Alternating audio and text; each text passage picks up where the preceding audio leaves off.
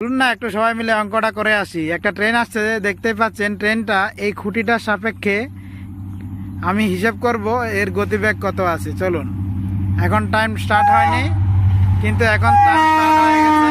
এখন পার করতে কতক্ষণ সময় নিচ্ছে, আর আমি সেটা থেকে ওর গতিবেগটা কি হতে পারে এই জাস্ট এই পার করে নিয়েছে। দেখুন এটার গতিবেগ কত হতে পারে। আমি দেখলেন আপনি যে ট্রেনটা 300 মিটার লম্বা তো অ্যাপ্রক্সিমেটলি হবে, আর সেটা পোলটাকে পার করতে ধরুন 10 সেকেন্ড সময় লেগেছে। তাহলে তার গতিবেগ কি হচ্ছে? গতিবেগ হচ্ছে আপনার 300কে আপনি 10 দিয়ে ভাগ করে দিন, অর্থাৎ দূরত্বকে আপনার সময় দিয়ে ভাগ করুন। তাহলে 10 দিয়ে ভাগ করলে 300কে 30 আসবে, অর্থাৎ 30 মিটার পার সেকেন্ড হবে এটার আনসার। তবে যদি আপনি কিলোমিটার পার ঘন্টায় নিতে চান, তাহলে 30-এর সঙ্গে 5/18 গুণ করে দিতে হবে, তবে চলে আসবে কিলোমিটার পার ঘন্টায়। ঠিক আছে, ধন্যবাদ সবাইকে, নমস্কার।